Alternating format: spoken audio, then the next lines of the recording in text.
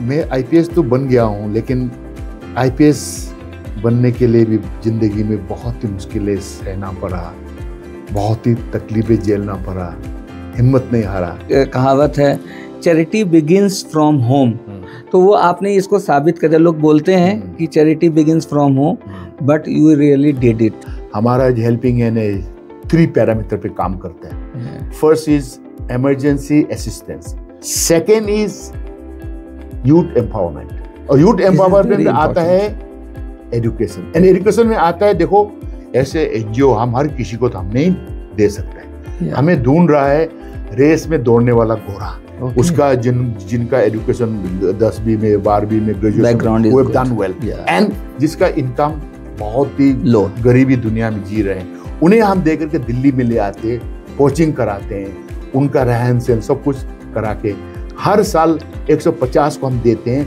Every year 30 to 40% they get recruited. Oh, that's great. So we have more than 2074 officers in last 12 years. Welcome to Medgate Today TV digital podcast, and I am here your host Afzal Kamal. And actually today we have very special guest, you can say the first time in our 15-year career. The man who is sitting here is a very unique personality with a very good heart and good soul. There are people who wear uniforms, and then there are those who wear their hearts on their sleeves. Today we bring you the story of the man who does both, born in a small village called Hong In, right sir? Yes, of the Zero Valley of Arunachal Pradesh, far away from the limelight of the metro cities, and especially is very remote village, you can say. The connectivity is also very less, and the man, the boy, came from the village, and now he is none of them, the prestigious badge holder of IPS. And he did his IPS in 1994. So we are here and talking to none of them, IPS Mr. Robin Hibu. So we welcome you here to our studio, and we wanted to know about your journey from the small village to UN and everywhere, and you are bearing the flag of your northeast area, and you have become the icon for the needy peoples and poor. So thank you for coming here and joining with us today. Afzal, बहुत अच्छा लगा आपने मुझे आज इतना सम्मानित किया, मेरे बारे में जो कुछ अभी आपने बताया है। देखो, हम तो, हमारा देश बहुत बड़ा है, उसमें आप जैसे भी है, पगड़ी पहनने वाला सरदार भी है, मेरे जैसे छोटे आंख भी नागालैंड से, अरुणाचल से हैं, हम भी उसी हिंदुस्तान का, लेकिन बहुत दूर दराज जो चाइना बॉर्डर से आते हैं, जिसका नाम है अरुणाचल। देखो, ये मैं आईपीएस तो बन गया हूँ, लेकिन आईपीएस बनने के लिए भी ज़िंदगी में बहुत ही मुश्किलें सहना पड़ा, बहुत ही तकलीफ़ें झेलना पड़ा, हिम्मत नहीं हारा। जिस गांव में ना पानी, ना बिजली, ना सड़क, एक ही जो टीचर थे वो भी महात्मा गांधी आश्रम में, उनसे प्रेरणा लेकर आज तक जो कुछ आज मैं हूँ, वो गांधीवादी की विचारधारा है, उन्होंने मुझे इंस्पायर किया है, दिल में समाज सेवा के लिए मुझे प्रोत्साहित किया है। उसके बाद जब मैं बड़ा हुआ तो मदर तेरेसा को देखा है, उनको मिली भी है, मैंने मिला भी है, गले भी लगाया। तो ऐसा करते करते आया, उस गरीबी से, उस मुश्किलें हालात से आज तक यहाँ तक पहुँचा। मुझे तो फॉरेन सर्विस मिल गया था, लेकिन फॉरेन सर्विस मैंने नहीं किया। मैं चाहता था कि मैं या आईएएस या आईपीएस में बनूं, और ताकि अपने लोगों के साथ रह सकूं, सेवा कर सकूं। तो मुझे अब अरुणाचल का फर्स्ट आईपीएस का भी गौरव प्राप्त हुआ है, और मैं अपना गाँव का भी फर्स्ट ग्रेजुएट भी हूँ। अब सेवा की बात है, मैं तो सोचता हूँ कि सेवा जो है ना, वो हर कोई करता है, लेकिन भगवान इस धरती पे हर किसी को भेजता है, मेरा ये मानना है। तो कुछ साल के लिए और जिन्होंने ज़िंदगी में मुश्किलें सहे हैं, जिन्होंने इस तरह की जो पक्षपात सह के ऐसे जगह से आते हैं कि जहाँ में इतना ज़िंदगी हर रोज़ उसको ज़िंदगी में मुश्किलें के सामना करना पड़ता है, या बिजली हो, पानी हो, सड़क हो, जो भी हो। तब मैं आईपीएस बना तो मैं तो अरुणाचल का फर्स्ट आईपीएस बनने के बाद में मुझे सारे युवाओं ने मैं बचपन से मैं युवा एक्टिविटीज़ में, फुटबॉल में, वॉलीबॉल में, सोशल वर्क में सबका साथ में मिलजुलता था। लेकिन जब आईपीएस बना तो सब लोग मेरे पास आए, बताया कि सर कैसा बनना है, क्या बनना है। तो हर किसी को तो बताना तो मुश्किल है। तो मैंने सोचा कि उसके बाद में कोई भी, जब हम दिल्ली में पोस्ट हुआ, हम यूएन में भी नौकरी किया, जब हर कोई पूछता था कि रॉबिन हमें ये मदद चाहिए, वो मदद चाहिए, 7-8 साल तक तो मैंने जो कुछ कर सकता है अकेला मैंने किया। तब महसूस हुआ कि नहीं, अकेला से नहीं होगा, कुछ संस्था बनाना पड़ेगा। तभी हमने सोचा ये हेल्पिंग हैंड। ये हेल्पिंग हैंड भी ऐसे जन्म लिया है। मुझे एक बार 15 करोड़ जो हमारा अनिनी जिला का डिस्ट्रिक्ट हेडक्वार्टर है, उसे पैसा लूट लिया था। मैंने उसको रिकवर करके हेलीकॉप्टर से पैसा लेके आया। उसमें से मुझे सरकार ने एक गोल्ड मेडल तो दिया और 25,000 रुपये मुझे इनाम दिया था।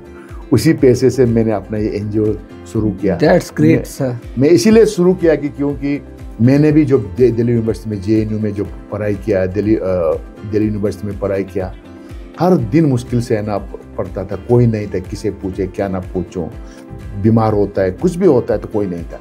तो मैंने सोचा क्यों ना हम नॉर्थ ईस्ट वालों के जो सिटीज़ में रह रहे हैं उनके लिए हम फोकस करें। तो आज हमारा हेल्पिंग हैंड एक सारा नॉर्थ ईस्ट का ऑलमोस्ट हर कोई जानते हैं, हर कोई मुसीबत हो तो हमें पूछते हैं, हम स्कॉलरशिप देते हैं, हम डेड बॉडी को उतारते हैं आखिरी आहुति के तहत। हमारे पास ब्लड बैंक है और हमने अपना ज़मीन को भी, हम दूसरों को हम क्यों कहें, हम अपना पहले जैसा कहावत जैसा बापू ने कहा, अगर आप समाज में बदलाव देखना चाहते तो पहले खुद उसी में शामिल होना पड़ेगा, अब उसका एक हिस्सा होना पड़ेगा, एक एजेंट होना पड़ेगा। तो मैंने इसीलिए इसको दिल में लिया। जब से मैं आईपीएस में बना हूँ तब से मेरा 50% सैलरी इसी में जा रहे हैं। मेरा अपनी ज़मीन को मैंने अपना बापू के नाम पे कर दिया है, एनजीओ का हेल्पिंग हैंड को दे दिया है। मेरा घर को भी, जो मैंने यूएन में नौकरी किया, एक पहले तो रहता था मचांग, जो बैम्बू से बना हुआ लक्कर के घर था। अब यूएन में वापस आने के बाद में 8 रूम लक्कर का बहुत अच्छा से बनाया है, कॉटेज की तरह, उसे भी मैंने दान दे दिया। तो उसमें हम अपना एक महात्मा गांधी सेंटर चला रहे हैं। उसमें हमारा लाइब्रेरी है, एक छोटा सा एक हॉस्पिटल है, स्किल ट्रेनिंग का हमें मेधावी स्किल यूनिवर्सिटी वालों ने उसमें कारपेंटर अपना जो है ना, इलेक्ट्रिशियन, प्लम्बिंग और हेयर ड्रेसिंग का कराते हैं। और अभी चिल्ड्रन एम्यूजमेंट पार्क, ये तो अब अपना उस पर चाइना बॉर्डर कलेक्ट कर रहा है। अब रही जो बाकी जो दिल्ली, मुंबई, चंडीगढ़, जो भी मेट्रो सिटीज़ में हमारा नॉर्थ ईस्ट वाले, लद्दाख से लेकर के दार्जिलिंग, नागालैंड, अरुणाचल, मिजोरम, जब कोई यहाँ आते हैं, दुख की बात, ये बात बिल्कुल बात सही है कि पक्षपात हमने भी झेला है, अभी भी झेल रहा है। और वहाँ से जो आते हैं आईएएस, आईपीएस, तो बहुत ही कम लोग आते हैं। जो आते हैं कुछ महीने स्किल ट्रेनिंग करने के बाद में छोटे मोटे नौकरी करता है।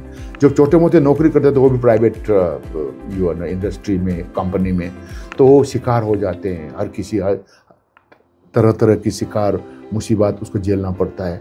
तो जब वो कभी मर जाते हैं, कभी उसको इस तरह से होता है कि वो आत्महत्या कर लेता है। इस तरह की मतलब मैं रात भर कह सकता। तो हमने सोचा कि क्यों ना हम इनके लिए एक फोरम बने, एक एनजीओ बने। That's great sir. आपके लिए एक मैं ताली बजाना चाहूँगा यहाँ पे।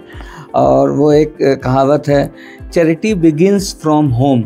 तो वो आपने इसको साबित कर दिया। लोग बोलते हैं कि charity begins from home, but you really did it, you have done it sir, बिल्कुल, very nicely. So that's such a powerful sentiment. And what motivates you?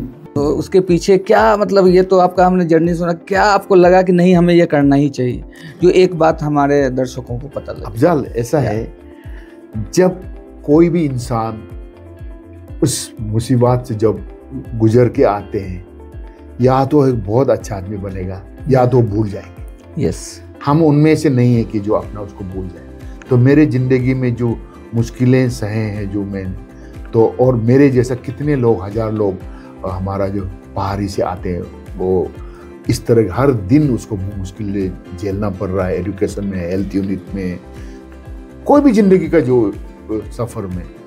तो मैंने सोचा कि, और ऑफ कोर्स जो जैसा मैंने शुरू में कहा, बापू से इंस्पायर हो, मदर तेरेसा से इंस्पायर हो, तो हम एटलीस्ट ये देश ने मुझे एक IPS इतना, अभी अब मैं DGP रैंक बन गया हूँ, तो मेरे लिए पुलिस वाला ये तो एक नौकरी है, लेकिन जो मैं कर रहा हूँ, जो कुछ मैं कर रहा हूँ, वो मुझे ज़्यादा आनंद देता है। मुझे चोर पकड़ने में, आतंकवादी कितना पकड़ा है, कितना शूट आउट हुआ, कितना 15 करोड़ पैसा लिया, वो तो मेरा पैसा ही है, वो तो मेरा मतलब जॉब ही है, वो तो करता ही है, हर कोई करता है। लेकिन जो मुझे किसी का गरीब इंसान, एक आदमी को घर तक उसका डेड बॉडी को पहुंचा देते हैं, जब स्कॉलरशिप हर साल 150 हम 4 करोड़ हमें CSR से मिलते हैं, जो उनको हम सेलेक्ट करके, जो वो ज़िंदगी में कुछ बन जाता है कोचिंग करने के बाद में, जब हर एक 3 महीना में अगर खून देने के बाद में किसी का ज़िंदगी बचाता है, तो वो जो गिव बैक वापस देना। और मैं अफजल ये भी कहूँगा कि मैं, आप लोग सोचता है यार नॉर्थ ईस्ट वाले क्यों, और भी तो बिहारी है, यूपी है, पंजाबी है, तो मैं इसीलिए कर रहा हूँ कि क्योंकि हम माइनॉरिटी में हैं। अगर दिल्ली में कुछ हो जाता है तो किसी भी मुसलमान को या पंजाबी को या किसी बिहारी को, अरे उनका तो 1000 संस्था है, ये है वो है, अरे हम तो अलग दिखते हैं। आज भी हमें जो वर्दी में नहीं होता, लोग कहते कि तुम नेपाल का है क्या, कोरिया क्या, चाइना क्या, तो और हम तो हिंदी जानते, क्योंकि मैं NCC में भी रहा, NSS में भी रहा, जो नागालैंड, मणिपुर, मिजोरम, त्रिपुरा में रहा, तो हिंदी जानते भी नहीं है, उससे और बड़ा ही हो जाता है। तो जो वो नौकरी करने यहाँ में सिटीज़ में आते हैं, तो उसका और भी प्रॉब्लम बढ़ जाता है, क्योंकि ना खान पान मिलता नहीं है, इतना गर्मी में रह नहीं पाता है, उसके बाद में कम्युनिकेशन नहीं हो पाता है, कोई उसका जो साथी नहीं है जो दुख सुख में बता सकें, तो वो कहते हैं ना, जुरासिक पार्क में लैम्प जैसा हो जाता है। तो इसमें से क्यों ना करें। और दूसरी बात, इसलिए मैं अफजल में, आपने अच्छा पूछा, मुझे अच्छा लगा, क्यों कर रहा हूँ। हमने देखा है, देखो हमारा देश में बहुत जिंदगी में भगवान, अल्लाह, जीसस, गौतम, जो भी बोलो, मैं अकेला चला, लोग जोड़ते गए, कारवां बनता गया। तो एक छोटा सा मुहिम, great initiative, sir. बापू के जो राफे में, you have often spoken about the discrimination and challenges faced by Northeast people, बिल्कुल, and citizen of India. Do you think that India can bridge this divide, and what role of education and awareness campaign play in the efforts? As I said, always a leader creates more leaders. So what you say on this? Afzal, if I say in this way, look, we are the best country in the world. Yes. We have the best constitution in the world. Yeah. We have the, I would say, the mini universe with all peoples, with all kind of religions, culture, heritage, so on and so forth. And this, our country, India, can be a model for others. Yes, you are right. How education can be I would say, the game changer. First, in order to, what you have said, to amalgamate or to integrate, first you have to create a more exposure in the CBSE, NCERT about the diversity of India, number one. Yeah. Number two, we need to develop all over the country in the same way like Goa or Maharashtra. Why not? अरे हमारा लद्दाख में, नागालैंड में भी अच्छा रास्ता बना के देख के देखो ना, हम खुद अपना आ जाएंगे भाई। दूसरी, then third point, you have to make sure that this education's in the last mile of the village, and until and unless you do that, because education is a panacea for all ills of life, and if you are having a good education, then you don't need any other support. You'll be able to stand yourself, and you know your duties, you know your right, you can get along with anyone, and you can earn your livelihood. So what we need is not only education, we need a scientific education. We need a more emphasis on science and technology and IT and so on and so forth. So once you focus in this line, I think India can be I would say, the storehouse of a skilled, magnetic manpower of the world. We can now already we have taken over the Silicon Valley. You know it very well. Yeah. All the top boss except for Elon Musk, most of are from India. Third, we need to compete with China. They are manufacturing country. Why not do we start that, create that atmosphere and ambience in our country? by giving incentivization to the MSCME, by promoting the more, job-oriented related skill, what is called training, qualitative educations. But there is a gap between the cities and the urban. अरे अभी तो आप metros में है, हमारा गांव वाला में है, तो ये जो घाई है ना, गैप है, जब तक इसको नहीं करेगा, आज भी मैं हमेशा बोलता हूँ, इंडिया वाले भारत वाले, हम तो भारत वाले हैं, इंडिया वाले, ये भारत, ये गाय को इसको करने के लिए education is the only answer, communication is the only answer. और आप जैसे जो आज मेट गए थे, आप इतना सबको जोड़ रहे हैं, you can be the, I would say, the agent of change. कभी ना कभी तो एक स्टेप लेकर के ये हो सकता है। We all are of same mind here and whatever efforts we are doing, so it will definitely impact the society। और आपके बारे में जितना मैंने जाना है, और आपने काफ़ी लोगों को स्कॉलरशिप भी दिलवाया है, जो IAS IPS बने, और अरुणाचल प्रदेश या उधर उस एरिया के नॉर्थ ईस्ट एरिया रीजन में एक लॉ एंड ऑर्डर, और एक वो भी दूसरा रॉबिन हिबू बने।